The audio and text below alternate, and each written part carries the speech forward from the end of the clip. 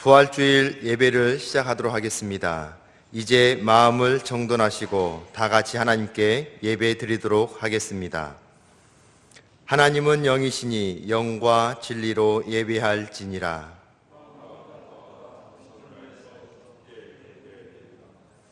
오른손을 들고 신앙을 고백하겠습니다. 나는 전능하신 아버지 하나님, 천지의 창조주를 믿습니다. 나는 그의 유일하신 아들 우리 주 예수 그리스도를 믿습니다. 그는 성령으로 잉태되어 동정녀 마리아에게서 나시고 본디오 빌라도에게 고난을 받아 십자가에 못 박혀 죽으시고 장사된 지 사흘 만에 죽은 자 가운데서 다시 살아나셨으며 하늘에 오르시어 전능하신 아버지 하나님 우편에 앉아 계시다가 거기로부터 살아있는 자와 죽은 자를 심판하러 오십니다. 나는 성령을 믿으며 거룩한 공교회와 성도의 교제와 죄를 용서받는 것과 몸의 부활과 영생을 믿습니다. 아멘. 다 함께 찬송가 165장 찬송 부르겠습니다.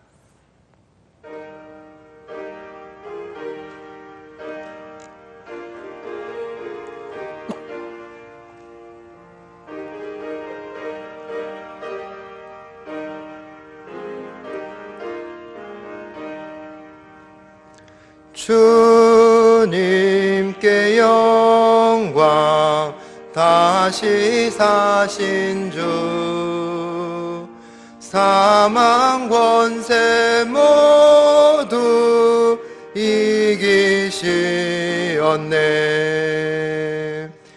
흰 옷 입은 천사 돌을 옮겼고 누우셨던 곳은 비어 있었네.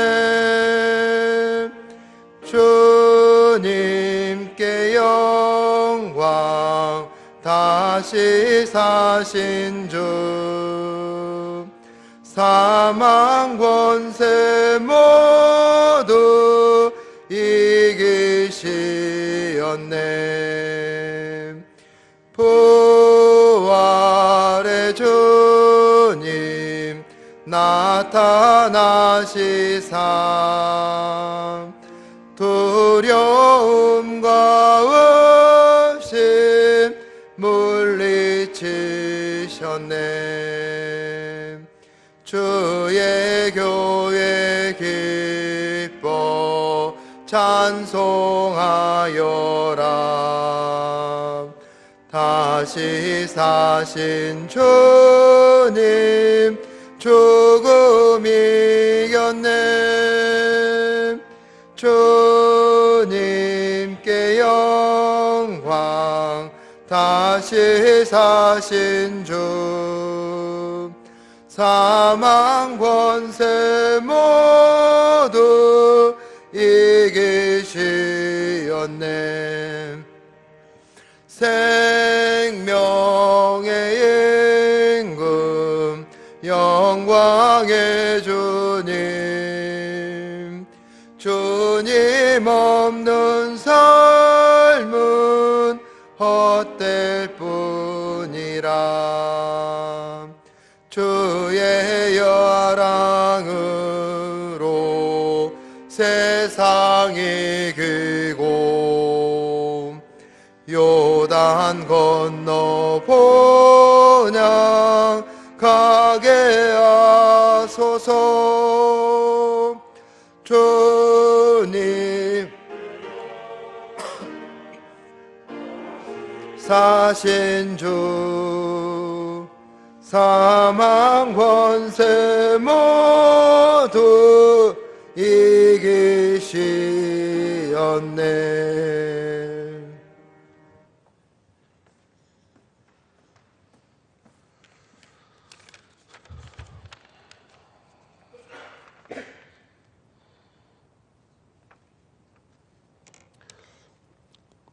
부활이요 생명이 되신 주님을 찬양합니다. 죄악과 죽음의 두려움에 쌓여있던 저희들에게 부활의 참 소망을 허락하심을 감사를 드립니다.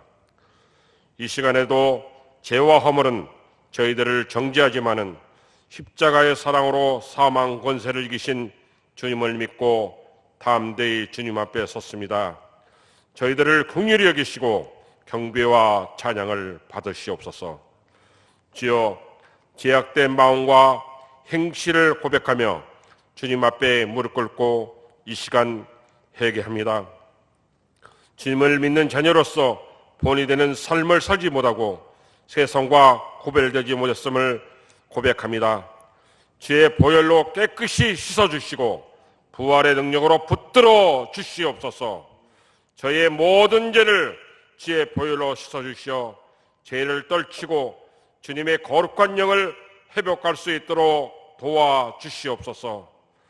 제약된 내 행실을 벗어버리고 참된 제자의 삶을 소망하며 새롭게 결심하게 하여 주시옵소서. 나는 부활이요 생명이니 나를 믿는 자는 죽어도 살겠고 무릇 살아서 나를 믿는 자는 영원히 죽지 아니하리라고 주님께서 말씀을 하셨습니다. 이제부터 무기력한 저희들이 아니라 부활의 기쁜 소식을 온 세상에 전하는 예수 그리스도의 산증인이 되게 하여 주시옵소서. 생명의 주인이 되신 주님을 기억하고 복음을 알지 못하는 자들을 향해 부활을 선포할 수 있도록 도와주시옵소서. 주여, 지금 이 시간에 육신의 질병으로 고통당하는 자, 상한 심한 절망감에 빠진 사람들에게, 또한 경제적인 어려움과 파탄에 빠진 자들에게 부활의 능력으로 안수하여 주시고 주의 영광을 보게 하여 하시고 소생케 하여 주시옵소서. 주님만이 참 생명이시며 참 소망이십니다. 세상이 아무리 쾌락과 욕망으로 치닫는다 해도 오직 주님만을 의지하고 주님의 길로만 행할 수 있도록 저희의 마음과 생각을 지켜주시옵소서. 자유로우신 주님, 코로나19로 인하여 사망과 공포의 그림자가 전 세계를 뒤덮고 있는 어두운 시기에 부활절을 맞아 오직 고난의 십자가를 바라보며 무릎을 꿇고 우리의 죄와 허물을 고백하며 기도하오니 분노를 멈추시고 사망의 골짜기에서 우리를 건져주시고 부활의 새날을 허락하여 주시옵소서. 지금 우리나라는 사회적 거리를 두기 캠페인으로 성전으로 모여 예배드리지 못하는 실정입니다. 우리 성도들의 온라인을 통한 예배에 진심으로 눈과 귀를 집중하여서 성전에서와 같이 가슴 깊은 곳까지 은혜와 성령 충만함을 주시옵소서. 전쟁도 전염병도 하나님께 속한 것이라고 하나님이 속한 것으로 하나님의 한 분이 해결해 주실 것을 굳게 믿으며 온 민족이 각자의 처소에서 기도하며 이 재난을 이기게 하여 주시옵소서. 살아계신 하나님 아버지, 말씀을 선포하시는 담임 목사님께 기름과 영육간의 강건함을 허락하여 주시고 권능의 빛으로 들려 주시옵소서. 말씀의 능력을 더하여서 살아 움직이는 말씀의 역사로 저희 성도들 가슴 깊숙까지 은혜 충만함을 주시기를 간절히 원합니다. 부활이요 생명 되신 예수 그리스도의 이름으로 간절히 기도드리옵나이다. 아멘.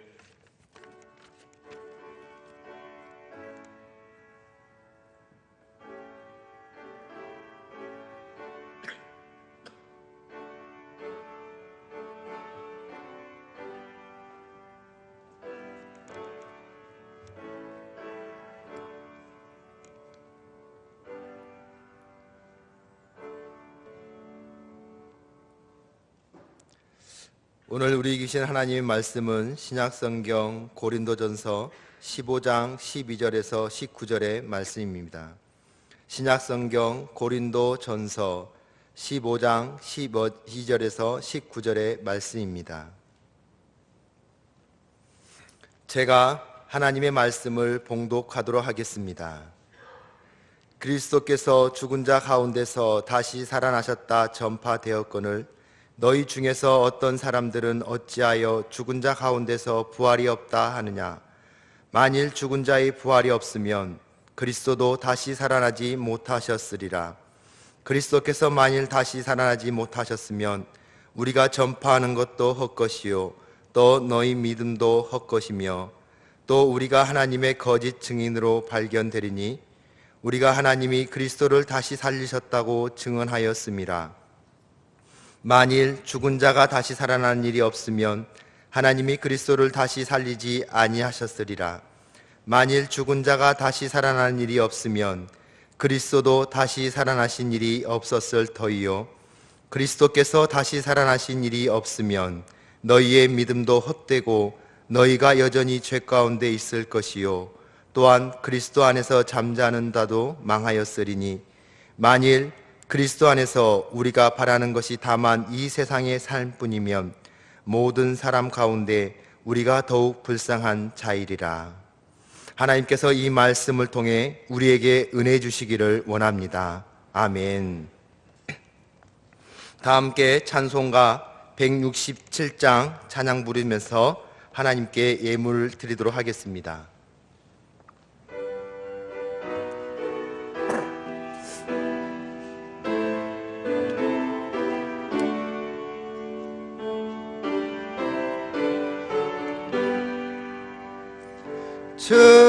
즐겁도다 이날 세세의 할 말 사망 권세 깨고 하늘이 열려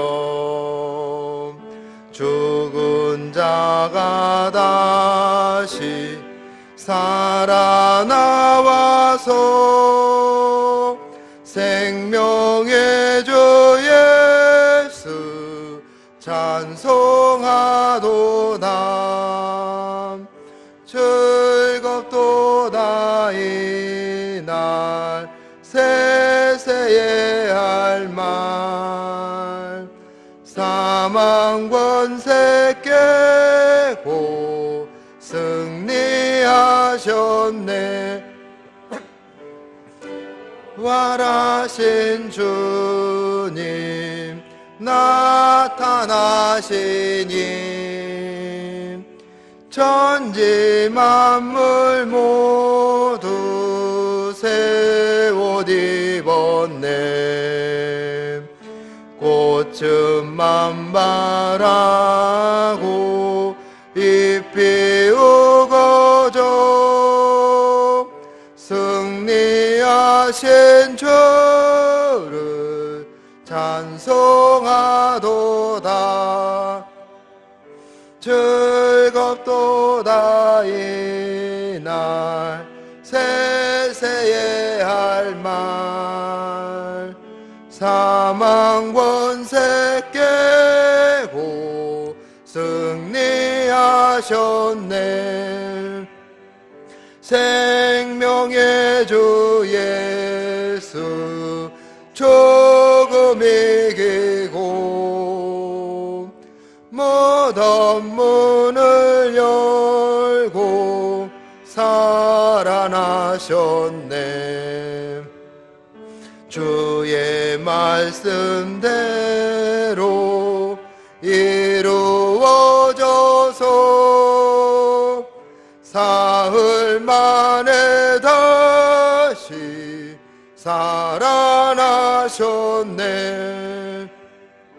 즐겁도다 이날 세세의 할 말 사망 권세 깨고 승리하셨네. 아멘.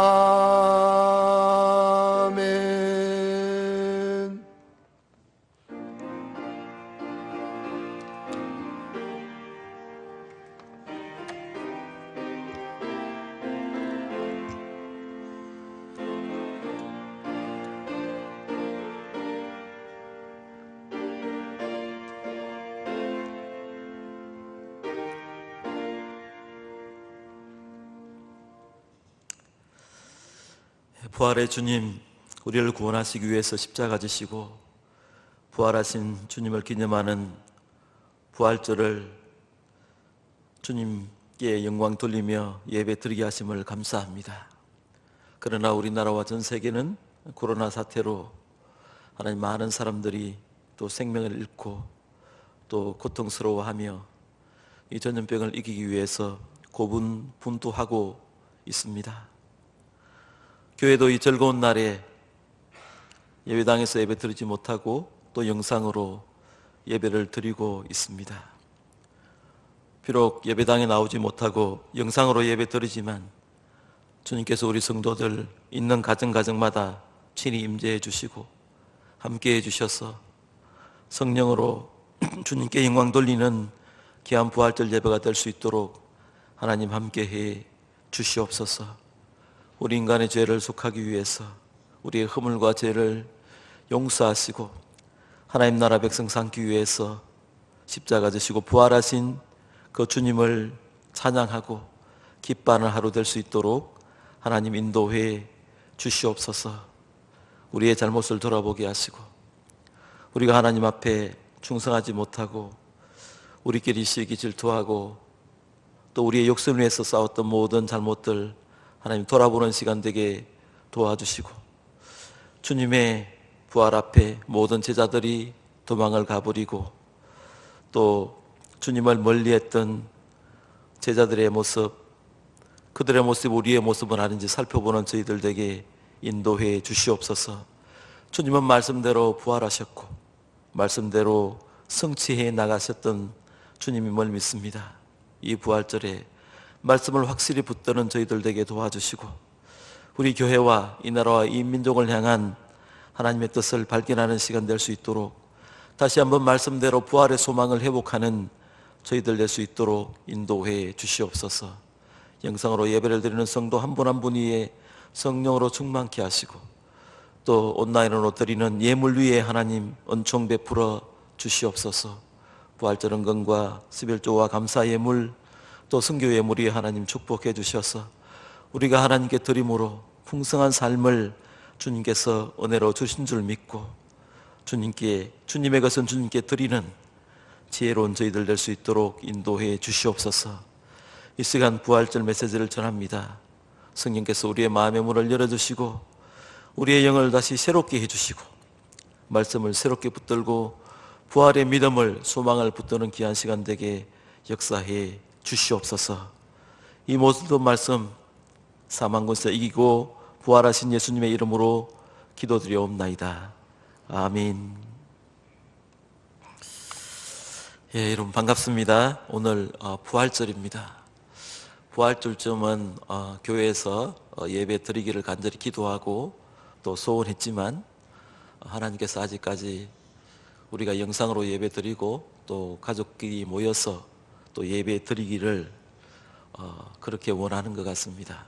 우리의 마음은 예배당에 나와서 또 축하 인사도 하고 또 부활절 계란도 나누고 또 즐겁게 그렇게 주님의 부활을 축하하며 보냈으면 좋겠지만 오늘도 또 영상으로 예배 드리게 되어서 영상을 보는 성도 여러분에게 또 미안한 마음도 있고 또 여러분 얼굴 보고 싶은 마음이 간절합니다.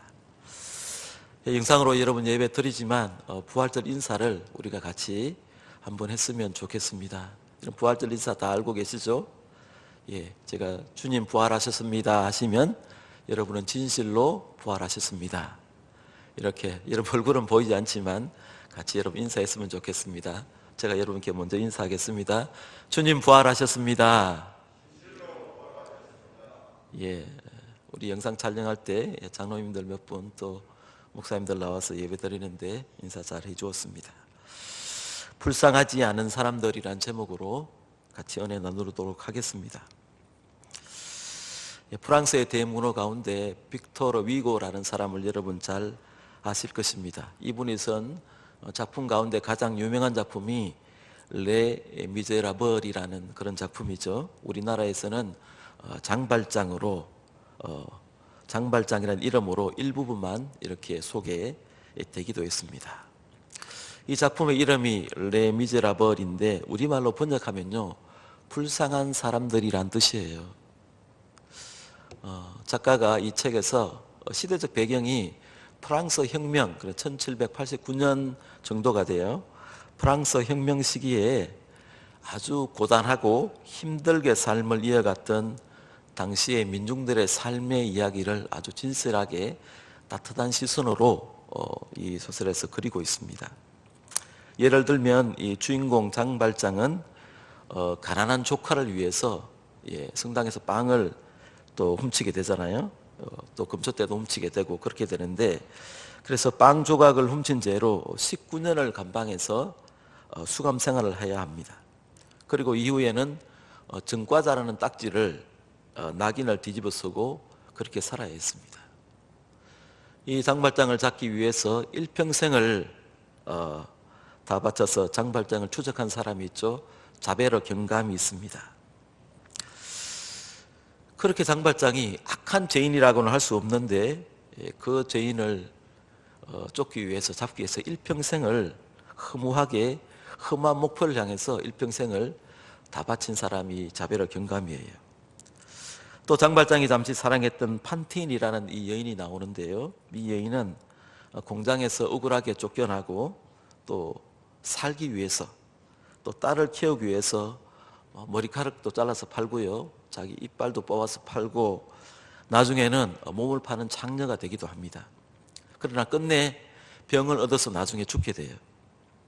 그 외에도 여러분 등장인물 중에 이제 코제트, 마리우스 등이 나오는데, 여러 인물들을 이제 빅토르 위도가 포진을 시키면서 모두가 고단하고 힘든 삶을 살아가는 그런 민중들의 삶을 따뜻한 시선으로 그리고 있어요.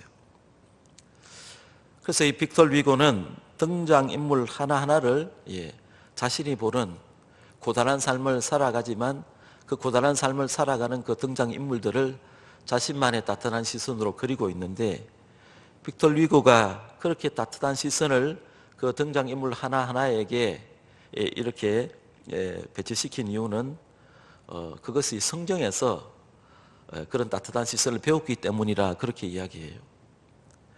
그래서 빅토르 위고는 결론적으로 그 소설에 등장하던 모든 사람은 불쌍한 사람들이라고 그렇게 말을 해요. 그래서 제목을 레 미제레블, 불쌍한 사람들, 이렇게 붙였습니다. 여러분, 빅토르 위고처럼 그렇게 따뜻한 시선으로 우리 주위를 한번 돌아보시기 바랍니다. 우리 주위를 바라보면 정말 많은 사람들이 여러분 불쌍하게 그렇게 보이지 않습니까? 먹고 사는 것 자체가 힘겨운 사람들이 많이 있습니다. 또 몸에 장애를 가졌거나 육체적인 질병으로 늘 병원 다니면서 그렇게 힘들게 살아가는 사람들이 많이 있어요. 또 깊은 우울증으로 잠을 이루지 못하고 그렇게 정신적으로 고통을 받고 사는 사람들도 참 많이 있어요. 또 자살을 생각하며 죽지 못해 살아가는 사람이 얼마나 많이 있는지 몰라요. 우리가 자주 지나치지만, 제가 설교 때 자주 말씀드렸지만 하루에 우리나라 자살 인구가 40명 가까이 된다는 것, 그런 사람들이 많아요. 또 희망을 가질 수 없는 그런 상황 가운데 살아가는 사람도 많이 있고요. 오늘 우리 시대를 서리고 시대라고 이야기합니다. 세 가지 고통의 시대라고 이야기를 합니다. 청년들은 고통 속에서 살아가고 있고요, 장년들도 고단한 삶을 이어가고 있고, 노인들은 고독과 싸우며 그렇게 살아가는 시대라고 합니다. 참 힘들고 어려운 삶을 하루하루 그렇게 살아내고 있는 것입니다. 그래서 우리가 예수님의 시각으로, 하나님의 시각으로 모든 인간의 삶을 보면요, 모두가 불쌍한 사람들이란 것입니다. 그런데 오늘 성경 본문에 보면 어떤 이유로든 어떤 상황 속에서도 결코 불쌍하지 않는 사람들이 있다고 말씀해요. 그들이 바로 우리 예수 믿는 사람이라고 말씀합니다. 여러분, 오늘 본문 가운데 19절을 한번 저와 같이 봤으면 좋겠습니다. 19절을 같이 한번 읽어보도록 하겠습니다. 시작. 만일 그리스도 안에서 우리가 바라는 것이 다만 이 세상의 삶뿐이면 모든 사람 가운데 우리가 더욱 불쌍한 자이리라.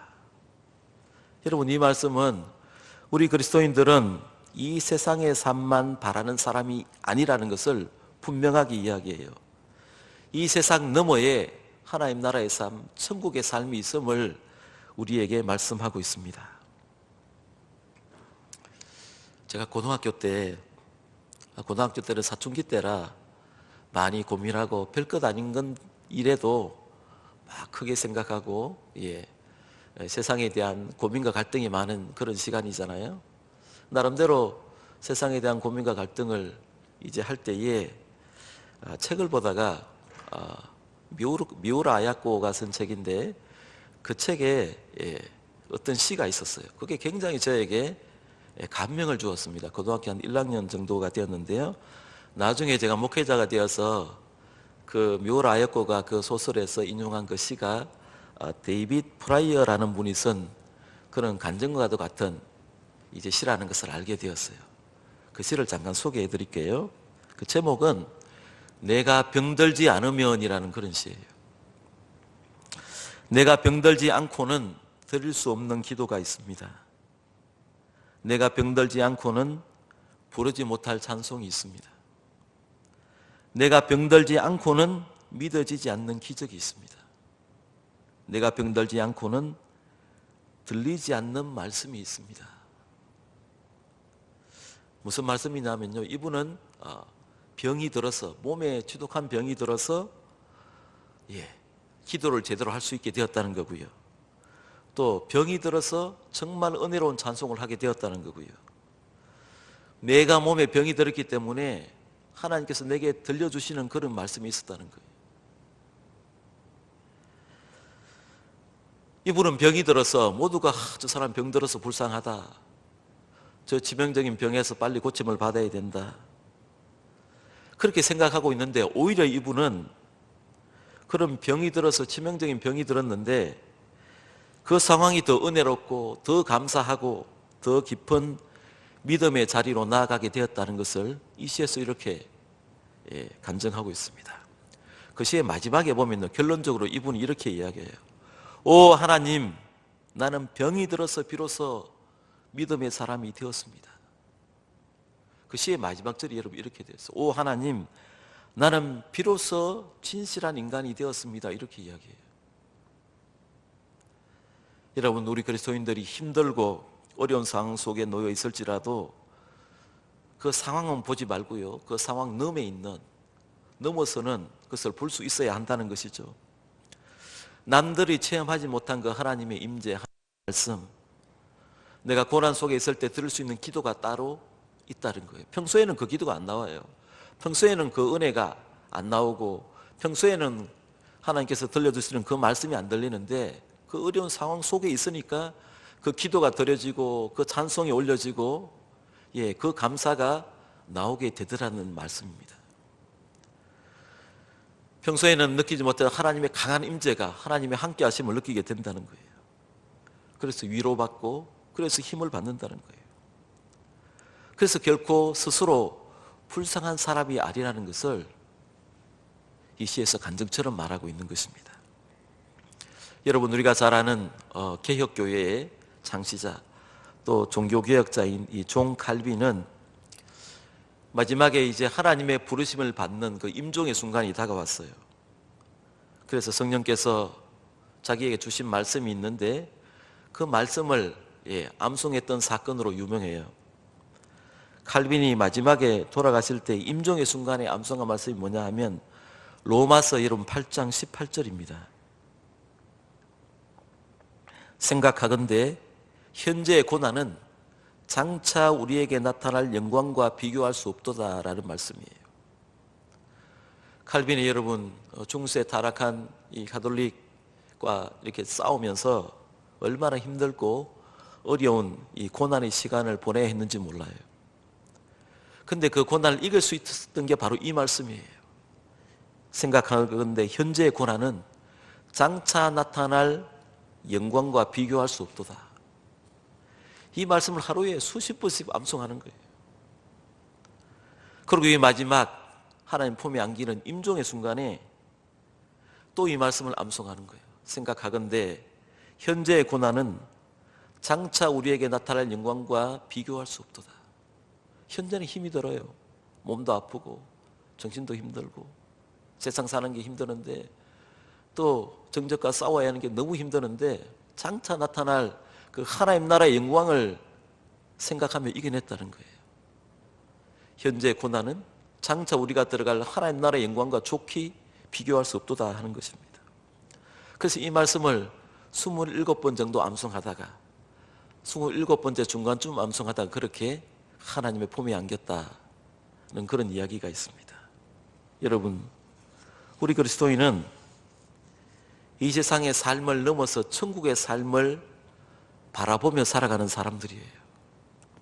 그래서 남들이 볼 때는 이 세상에서 불쌍하게 사는 것처럼 보이지만 스스로 불쌍하다고 생각하지 않으며 저 천국의 삶을 바라보고 살아가는 사람이 저와 여러분들이에요. 그러면 우리 그리스도인들이 그렇게 불쌍하지 않는 이유를 하나님께서 바울을 통해서 오늘 분명히 말씀하십니다.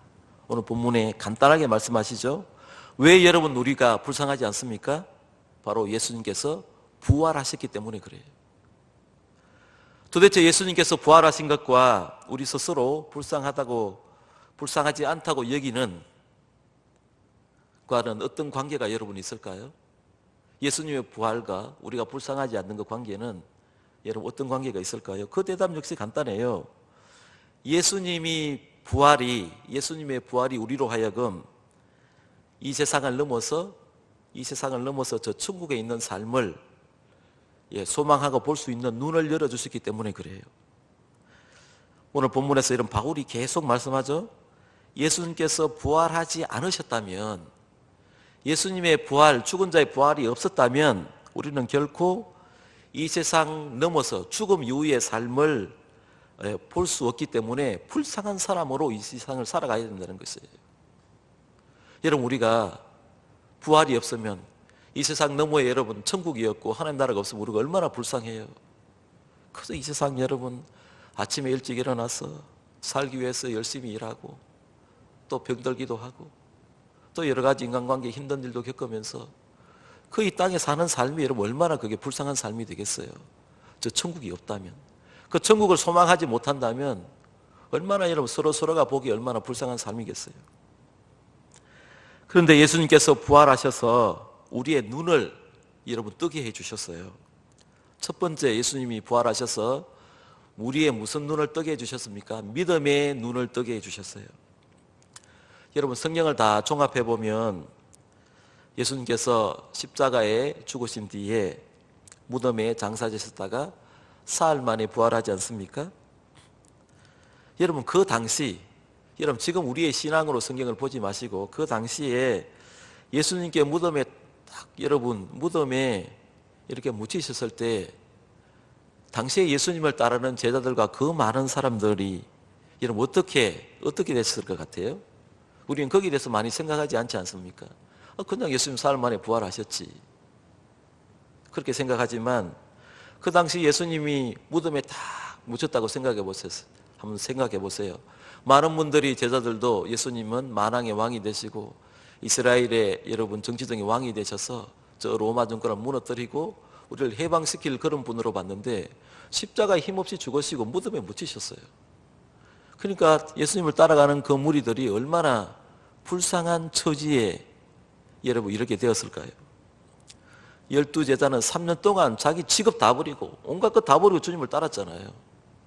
근데 그 예수님이 힘이 없이 십자가에 죽으시고 무덤에 묻혔으니까 갑자기 불쌍한 사람이 되어버렸잖아요.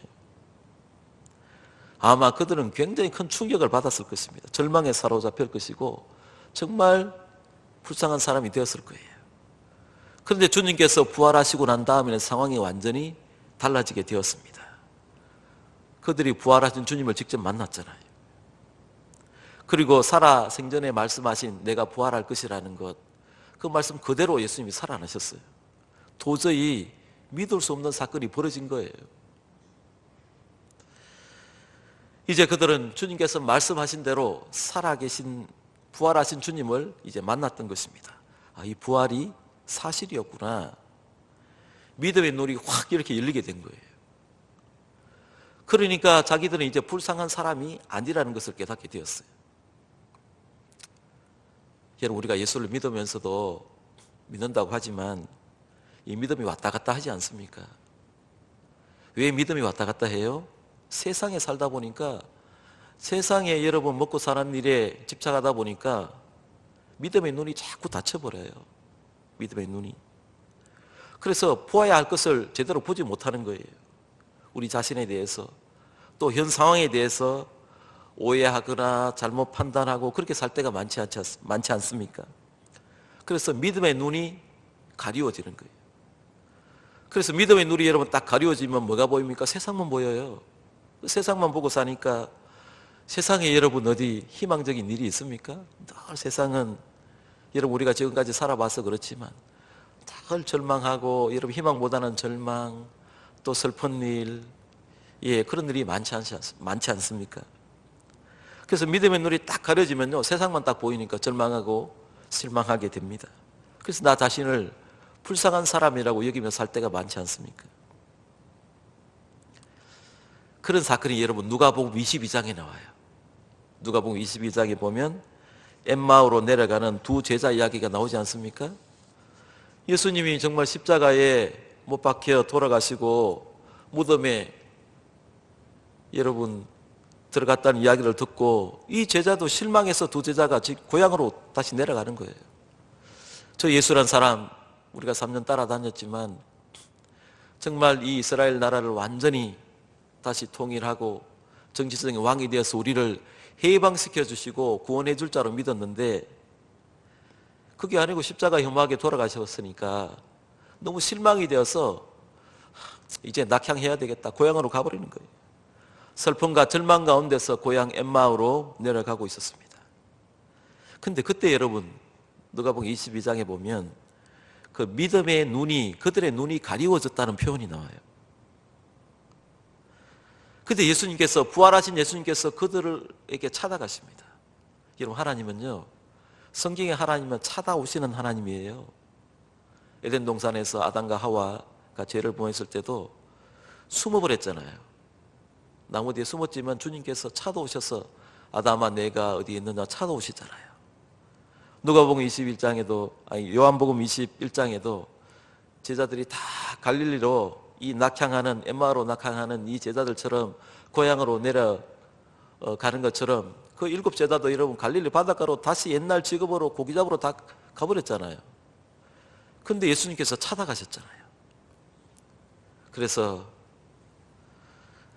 베드로에게 너 나 사랑하니 내 양을 먹이라는 유명한 말씀하지 않습니까? 찾아오시는 하나님이에요. 엠마오로 내려가는 두 제자를 주님께서 찾아가셨습니다. 함께 이제 길을 걷고 있어요. 함께 말씀을 나누고 있었는데 이 두 제자가 주님인지를 몰라요. 그 성경은 그 제자의 눈이 가리워졌다 이렇게 나와요. 눈이.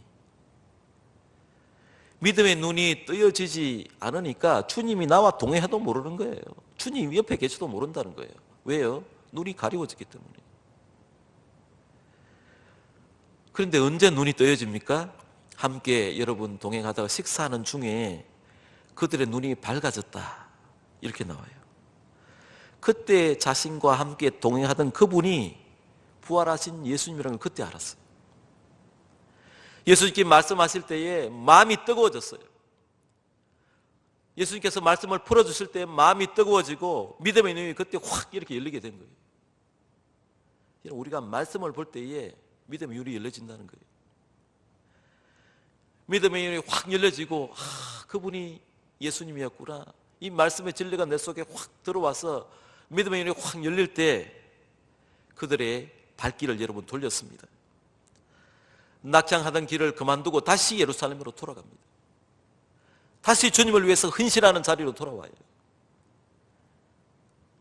여러분 믿음의 눈이 뜨이면요 다시 내가 사명에 헌신하게 돼요. 교회를 다녀도 믿음이 있다고 예배는 드리지만 믿음의 눈이 닫혀 있으면요 내게 주신 사명 보이지 않아요. 주님이 내 옆에 동행해도 안 보인다니까요. 이 눈이 활짝 떠야 돼요. 이 눈은 주님께서 열어주셔야 되고요 말씀을 볼 때 여러분 열렸어요. 여러분, 믿음의 눈이 열리면요, 세상을 다르게 보입니다. 세상 사람이 보는 그런 세상적인 눈으로 보지 않게 돼요. 세상이 달라 보이고 나 자신이 그렇게 초라하고 미천하고 불쌍하게 보였는데 내 자신이 그렇게 보여지지 않는다는 거예요. 내가 천국에 들어갈 사람이고 하나님의 사명을 완수해야 될 사명의 사람임을, 믿음의 사람임을 느껴지게 된다는 것입니다. 여러분, 오늘 부활절입니다. 이 시간 엠마오로 내려가는 두 제자처럼 이런 부활하신 예수님 만날 수 있기를 바랍니다. 또 믿음의 눈이 확 열려지는 그런 은혜가 있기를 바랍니다. 주님께서 우리의 믿음의 눈을 다시 열어줄 수 있기를 소망합니다. 두 번째로 주님께서 소망의 눈을 다시 열어주셨습니다. 여러분, 오늘 본문 15장 여러분 5절 이하에 보면 사도 바울은 예수님의 부활에 대한 여러 증거로 여러 정인들을 열거하고 있어요. 예수님께서 부활하신 것을 눈으로 목격한 사람, 직접 확인한 사람이 셀 수 없이 많다는 것을 말씀해요. 그 중에 12제자들은요, 여러 차례 부활하신 주님을 직접 목격했습니다. 또 주님의 말씀을 직접 들었고요, 또 주님과 함께 식사도 이렇게 함께 나누었습니다. 부활하신 주님을 만난 이 제자들의 삶의 태도는, 그러니까 부활하시기 전과는 완전히 180도 다른 그런 삶의 태도를 제자들이 가지게 되었어요. 그 중에 하나가 여러분, 오늘 20절은 안 읽었는데 20절에 보면 이런 말씀이 기록되어 있어요.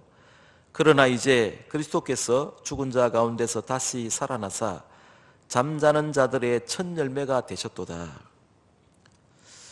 이 말이 무슨 말이냐면요, 주님께서 부활하신 것처럼 제자들도 부활할 것을 확실하게 믿었다는 거예요. 그래서 제자들은 예수님께서 십자가에 죽으신 후에 다시 살아나신 것처럼 자기들도 주님을 위해서 죽으면 다시 살아날 것이라는 소망을 품게 됐다는 거예요. 죽음에서 부활한 첫 번째가 바로 예수님이었고요, 첫 열매였고, 그 다음에 이제 자신들도 그렇게 부활할 것을 확실히 믿었다는 거예요. 잠자는 자들의 첫 열매가 되었다는 거예요.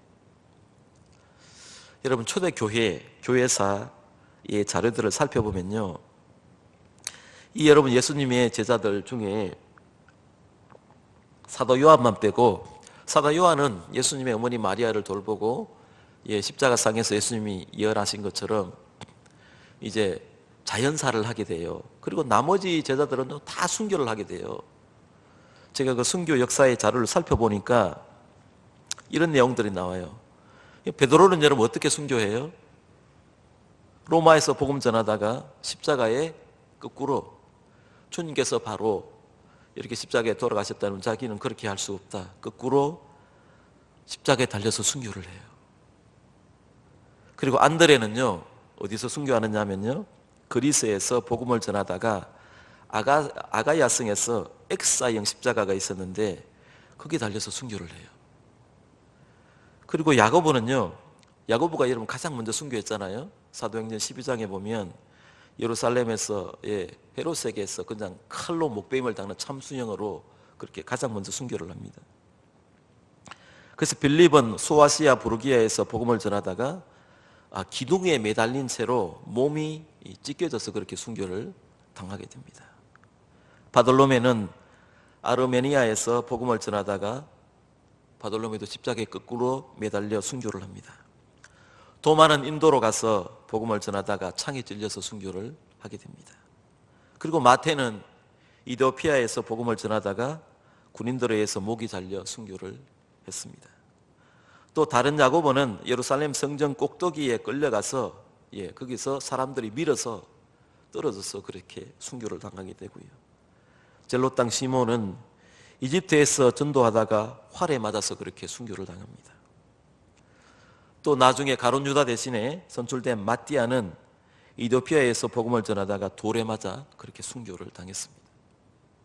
여러분, 이 제자들이 그 겁쟁이 같은 제자들이 있잖아요. 예수님 십자가에 돌아가기 전에는. 왜 이들이 여러분 이렇게 순교를 할 수 있었을까요? 왜 담대하게 그렇게 순교를 할 수 있었느냐 하면 바로 부활의 소망 때문이에요. 내가 돌에 맞아 죽어도, 목이 달아나도, 몸이 찢겨져도, 내 몸이 짐승의 밥이 되어도 다시 부활할 것이라는 소망이 확실했기 때문에 담대히 순교할 수 있었던 것입니다.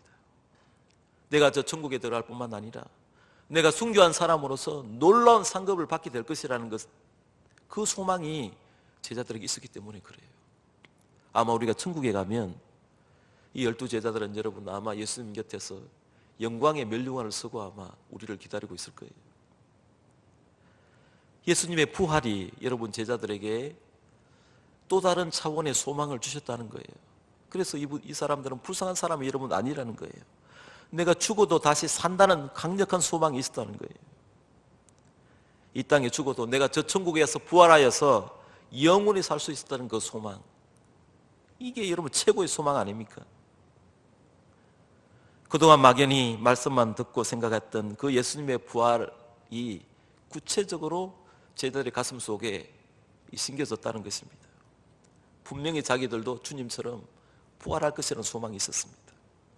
그래서 차라리 이 고통 많은, 이 고통 가득한 세상을 빨리 떠나서 주님처럼 부활하고 사는 그런 소망을 열망하게 되었다는 것입니다.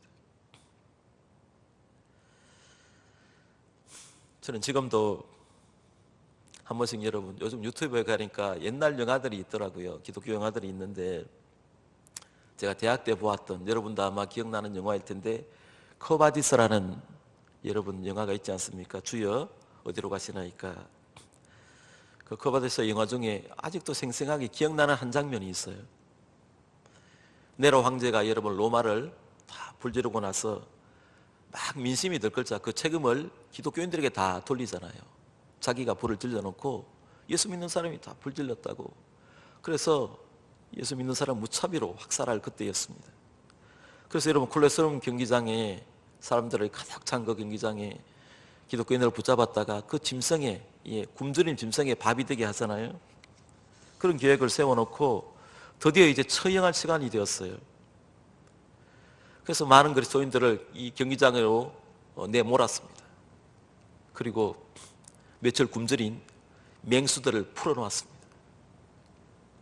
근데 놀라운 것은요, 그 그리스도인들이 두려워하거나 도망가려고 하지 않고 그들이 여러분 콜로세움 경기장으로 다 나올 때에 찬송을 부르면서 나와요. 천천히 찬송을 부르면서. 찬송을 부르면서 여러분 맹수들이 응응거리고 있는데, 어르렁거리고 있는데 거기 찬송을 부르면서 주님 앞에 나와요. 내 주를 가까이.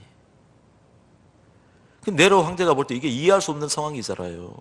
지금 짐승에게 온몸이 찢겨서 피투성이 죽을 운명인데 찬송을 부르면서 기독교인들이 쫙 물려나와요. 아, 저는 그 순간을 여러분 잊을 수가 없어요. 충격이었어요. 근데 한 사람 두 사람이 그 맹수들에게 여러분 그냥 그 날카로운 이빨에 물려서 피가 튀기고요. 그렇게 막 죽어가는데도 옆에 사람이 여러분 그렇게 죽으면 옆에 있는 사람들이 막 겁내하잖아요. 그런데 그러지 않고요. 찬송이 계속 이어져요. 찬송이. 근데 그들의 얼굴은 그렇게 평안했어요. 겁에 질린 모습이 아니에요. 그렇게 죽어가니까 나중에 네로 황제가 명을 내려요. 이 그리스도인들 다 죽은 다음에 처형한 다음에 시체를 그대로 두라고 했습니다. 모두가 이제 사람들이 다 그리스도인들이 다 순교를 당했어요. 짐승에게 무참하게. 모두가 경기장을 떠나고 시신 조각들이 그 여러분 콜로세움 경기장에 널브러져 있었어요. 그래서 네로 황제가 내려가서 가만히 그 죽은 그리스도인의 시체를 살펴봤어요. 얼굴을 가만히 보니까 공통점이 있었는데 여러분 그들 얼굴에 다 웃음이 있었다는 거예요. 웃음이. 어린아이 할 것 없이 다 그들 얼굴에 웃음이 있었어요. 그때 네로가 소리를 질러요. 왜 사자의 먹이가 되어서 죽어가면서도 이들은 웃을 수 있었는가?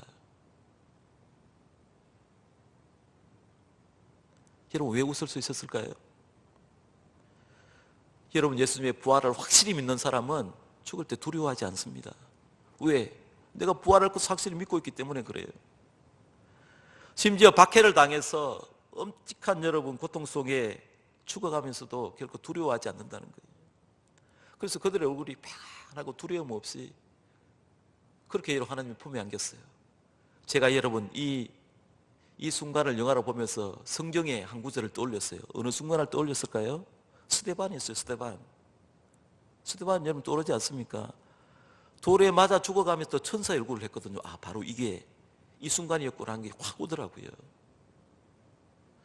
돌에 맞아 죽어가지고 핏덩이가 되는데 여러분 스데반의 얼굴은 천사였다 그러잖아요. 아, 순교의 영광이 이런 거구나 하는 것을 그때 깨닫게 되었습니다. 여러분 죽을 때에 짐승에게 여러분 뜯겨서 처참하게 죽던, 돌에 맞아 스데반을 순교하던, 와, 그때 순교할 때 주님께서 자리에 일어났잖아요. 사도행전에 보면요. 와, 그때 하나님께서 나를 위해서 순교할 때 주님께서 일어서서 보시는구나. 그래서 그 얼굴이 천사같이 빛나는구나. 이 코바데스 영화에서 순교하는 이 사람들도 그때 여러분 주님 얼굴을 보지 않았겠습니까? 그런 생각이 들어요. 여러분 이것이 부활신앙의 위대함입니다. 여러분 우리 예수 믿는 사람은요, 우리 자신이 죽어도 죽음 위에 반드시 부활하는 것을 믿으시기 바랍니다. 그거 믿기 때문에 우리가 예수 믿는 거 아닙니까? 또 우리 그리스도인은 죽음 앞에서 설 때에 마치 잠자는 것처럼 평안히 그렇게 죽음을 맞이합니다. 저는 목회자라서 요즘은 좀 그런 게 덜 하잖아요. 요즘은 이렇게 사람이 여러분 생명을 거두면 그냥 바로 이제 장례식장에 가서 병원에 가서 바로 여러분 그 냉동고에 넣어버리기 때문에 죽음의 순간을 우리가 잘 경험하지 못해요. 그래서 여러분 심리학자들이 현대인들이 죽음을 그렇게 두려워한대요. 왜냐하면 죽음을 우리 주위에서 못 보잖아요. 저는 어릴 때 시골에 있을 때에 1년 내내 죽음을 봤어요. 할아버지가 죽든 이웃에 여러분 할머니가 죽든 그러면 그 상여도 놓고 그렇게 슬퍼하고 죽음을 많이 봤잖아요. 근데 요즘 현대인들 죽음을 못 보기 때문에 죽음을 그렇게 두려워한대요. 죽으면 다 병원에 갔잖아요. 그 장례식장에 가기 때문에 시체도 잘 못 보잖아요. 이제 그 유가족들이 위험할 때 잠깐 보지 죽음을 못 봐요. 그래서 죽음이 두렵다는 거예요. 제가 목회하면서 경험했던 것은요, 그리스도인들의 죽음은요 그렇게 평안해요. 저희 장모님이 돌아가실 때도 암으로 돌아가셨는데 얼굴이 그냥 주무시는 것 같아요. 정말 아마 여러분도 많이 경험했을 텐데 그리스도인의 죽음이 그렇다니까요. 여러분 마치 잠자는 것처럼 주님 품에 안기는 것이 여러분 죽음이에요. 두려워할 필요 없어요. 또 우리가 다시 부활할 것을 믿기 때문에 여러분 우리의 죽음은 저 천국으로 들어가는 삶의 패러다임이 변하는 것뿐이에요. 우리가 심지어 여러분 꿈에서도 우리가 주님의 얼굴을 그리워하며 설레는 마음으로 그렇게 여러분 꿈을 수 있다면 여러분 얼마나 우리가 행복한 것입니까? 죽음을 두려워하지 않는 사람들이 저와 여러분 예수 믿는 사람이, 이게 여러분 부활의 소망인 것입니다. 우리가 부활을 확실히 믿어야 할 이유가 바로 여러분 여기 있습니다. 그래서 저와 여러분 불쌍하지 않는 사람이에요. 영광의 주님을 머지않아 이 육체에 여러분 이 옷을 벗고 천국에 들어가면요 영광의 주님을 만나야 할 그런 사람들이에요. 사랑하는 여러분, 주님 부활하셨습니다. 이 부활의 소망을 가진 사람은 결코 자신을 불쌍한 사람으로 보지 않아요. 세상 사람들이 나를 불쌍하게 여길지는 모르지만 세상 사람들의 그 말에 절대 동의하지 않습니다. 오히려 주님의 부활을 믿지 못하는 저 세상 사람들을 불쌍히 여기면서 바라볼 거예요. 그리고 부활의 증인이 될 것입니다. 여러분 부활하신 주님이 우리와 함께 하십니다. 부활의 주님과 함께 날마다 부활의 소망을 여러분 깊이 확실하게 간직하십시오. 그리고 믿음의 눈으로 저 영원한 하나님 나라를 바라보십시오. 날마다 영원한 하나님 나라를 위해서 믿음으로 전진하는 그런 하나님의 자녀들 다 될 수 있기 바랍니다. 기도하시겠습니다. 하나님 아버지, 부활절입니다. 저희들을 구원하시기 위해서 십자가 지시고 부활하셔서 영생의 소망을 주시고 영원한 하나님 나라를 소망하게 해주셔서 감사합니다. 나는 부활이요 생명이니 나를 믿는 자는 죽어도 살겠고 살아서 나를 믿는 자는 영원히 죽지 아니하리라. 부활의 주님을 굳게 믿고 우리 눈에 가리워졌던 세속적인 이 눈이 하나님 열려져서 우리의 믿음의 눈을 새롭게 해주시고 부활의 소망을 새롭게 해주셔서 날마다 다가오는 하나님 나라를 바라보며 믿음으로 승리하는 화등의 성도들 다 되게 해 주시옵소서.